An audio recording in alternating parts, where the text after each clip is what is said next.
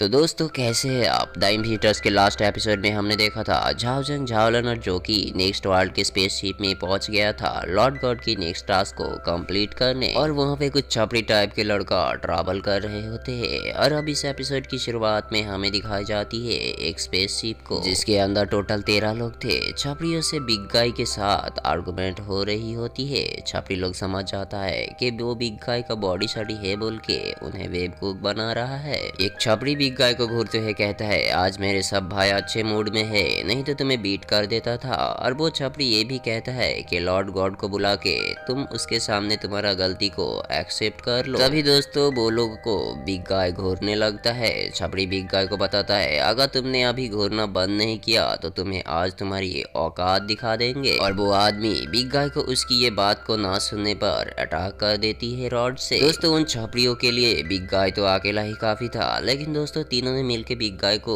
Defeat नहीं कर पा रहा था। वहाँ पे मौजूद लोग चुपचाप उनकी फाइट देख रहे होते हैं। बिग गाय की एक एक पंच से छपड़ियों की पसीना छूट रहा था। झाओजेंग भी काफी टाइम से इस फाइट को फॉलो कर रहा था और लास्ट में उसे रहा नहीं गया था और उनके बीच में फाइट को रोकने के लिए ही कूद पड़ा। झाओजेंग को इस वर्ल्ड के असलियत के बारे में पता था, क्योंकि पहले से ही वो लोग काफी परेशान हैं और ये लोग खमोखा फाइट कर रहा है। उसे पता था कि वो सब एक ही ग्रुप के हैं, तो एक दूसरे से फाइट करके क्या फायदा। स्मार्ट बॉय झाओजेंग की इस बात को सुन के उसे पूछता है कि अच्छा तो तुम्हें पहले से ही मालूम है यहाँ के बारे में, अगर कुछ माइंड नहीं करोगे तो हमें भी बताओ इस जगह के बारे में। तभी दोस्तों वहाँ पे होलोग्राफिक फोटेशन से एक मिडिल एज वाला आदमी को दिखाया जाता है जो होता है एलन मदर शिपिंग कंपनी का कैप्टन स्कॉट। कैप्टन स्कॉट बताता है ये 1979 के 25 मई है और सिग्नल अगेन क्रैक हो जाता है। 13 लोगों से कुछ न्यू कैंडिडेट होता है।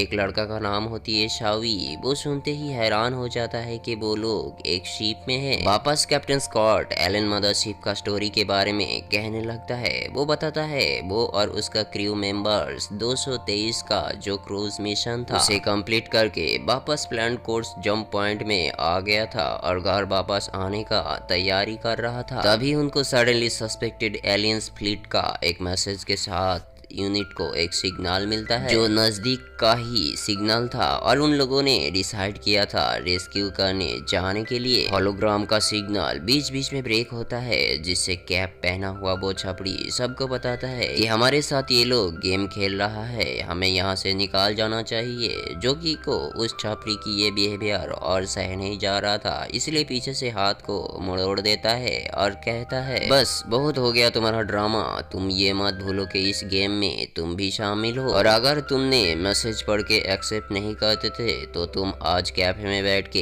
गेम खेल रहे होते हैं और इसीलिए अब ये ड्रामा बंद करो। स्मार्ट लड़का जोकी से ये बात पूछता है कि एक्चुअली जो मैसेज हमारे पास भेजा गया था मीनिंग ऑफ लाइफ का, क्या तुम्हें उसका मीनिंग पता है? हमने तो सिर्फ लाइफ को समझने के लिए ही एग्रीमेंट को एक्सेप्ट किया था। इवन वो कैप्टन स्कॉट की हिंट को भी समझ नहीं पा रहा था कि आखिर वो आदमी एक्चुअली कहना क्या चाहता है। तो दोस्तों स्मार्ट लड़का का क्यूरियस होते जा रहा था इस बात के लिए कि ये लोग जिस टेक्नोलॉजी का यूज कर रहा है वो किसी कंप्यूटर लैंग्वेज तो नहीं है और जिसको इजी से ट्रेस भी हम नहीं कर सकते। और स्मार्ट बॉय तभी पुराने 3 ओल्ड कैंडिडेट को पूछता है कि कैप्टन स्कॉट का मैसेज आखिर वो पास करना क्यों चाहता है सबको। झाओजेंग काफी टाइम बाद अपना मुंह खोलता है। वो कहता है कि ये इन्फिनिटर्स वर्ल्ड है और ये ओरिजिनल वर्ल्ड से टोटली डिफरेंट है और यहाँ सरवाइव करना काफी मुश्किल भी है। यहाँ हर टाइम बैटल होता रहता है। लॉर्ड गॉड के हर एक टास्क को हमें कंप्लीट करना पड़ता है।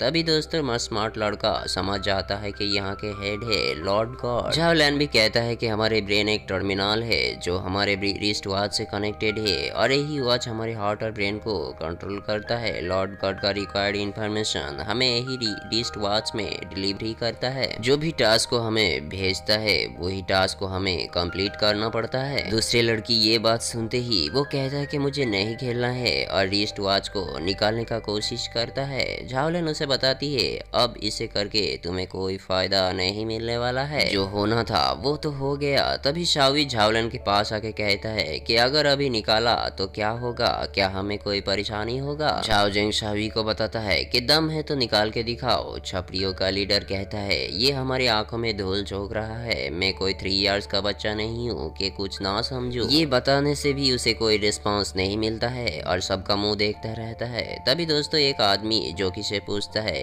कि अब हमें क्या करना चाहिए, लॉर्ड गॉड क्या कहना चाहता है आखिर हमें। स्मार्ट लड़का कहता है शायद होलोग्राफिक वीडियो में कैप्टन स्कॉट जो बता रहा है वही होगा हमारी अगली टास्क, और वो उस होलोग्राफिक वीडियो को अगेन प्ले करता है जहाँ पे कैप्टन स्कॉट बताता है कि उन लोगों का सिग्नल मिलने पर कोऑर्डिनेट लोकेशन में जाता है, टारगेट को लॉक करके हेल्प के लिए आगे बढ़ता है, और वहाँ जाने से पूरी क्रू की कांटेक्ट डिस्कनेक्ट हो जाती है। और वहाँ पे वो लोग किसी लाइव को डिटेक्ट नहीं कर पाए थे। जिस दुनिया पे वो लोग गए थे वो दुनिया एक स्ट्रेंज दुनिया था, इवन टाइम फ्लो भी अब नॉर्मल थी। कैप पहना हुआ वो छपड़ी कहता है तुम लोग तुम्हारे अंकल को फॉलो करो, हम नहीं करेंगे, और गन निकाल लेता है और कहता है कि अब से ये जगह हमारे कंट्रोल में है। लेकिन दोस्तों फिर भी कोई फर्क नहीं पड़ रहा था। स्मार्ट लड़का तो उस टास्क के बारे में ही सोच रहा था और बता रहा था कि हमारे पास सिर्फ कुछ ही क्लूज है, ये सरवाइव करने के लिए इनफ नहीं है, और होलोग्राफिक वीडियो को अगेन प्ले करके सुनने लगता है। कैप्टन स्कॉट बताता है हम लोग वहाँ पे रहने लगे थे और टाइम बदलते बदलते हमारे क्रू मेंबर्स भी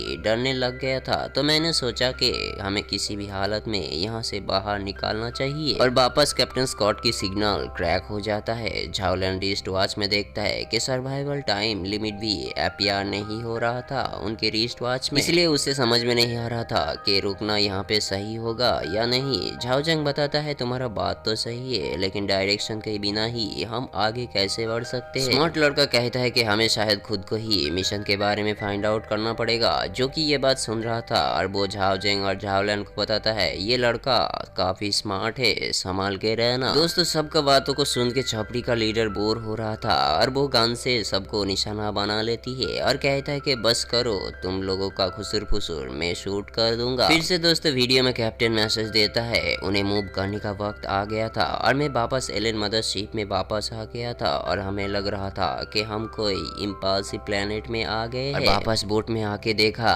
कोई जिंदा वहाँ नहीं था और मैं डाटा चार्ट को चेक करके देखता हूँ कि वो मॉन्स्टर हमारे पास ही धीरे धीरे आ रहे थे। छपड़ी लाओ ताजू का ड्रामा और जोकी से सह नहीं जा रहा था और लाओ ताजू को बताता है कि हम अभी सब एक ही प्लेनेट में हैं और हम जो कहेंगे तुम्हें उसी ऑर्डर को फॉलो करना है, नहीं तो मैं तुम्हारा भेजा उड़ा दूंगा और सरवाइव करने के लिए बचोगे भी नहीं। कैप्टन स्कॉट फिर से बताता है कि फॉर्चुनेटली हमें कुछ स्पेशल दिख जाती है जिससे मिस्ट्री लॉक को ब्रेक कर सकते थे हम लोग। लॉक का नाम सुन के झाओजन तो शॉक्ड हो गया था। लाओ ताजू को जोकी ने निशाना बना लिया था, लेकिन ये टाइम फाइट करने का नहीं था। झाओलन ने उसे वापस नॉइज करने मना कर दी है। लाओ ताजू तो आर्गुमेंट करते ही जा रहा था, तभी बिग गाय सामने आता है और वापस घूरने लगता है। लाओ ताजू कहता है सही में मैं शूट कर दूंगा। बिग गाय गन को छीन लेता है और डायरेक्टली शूट कर देता है, लेकिन दोस्तों वो गन नहीं था बल्कि एक गैस लाइटर होती है जिससे छपड़ी लाओ ताजू के बाल में आग लग जाती है, जिसे देख के उसके दो साथी कहता है कि बॉस आप स्मोक कर रही हो क्या।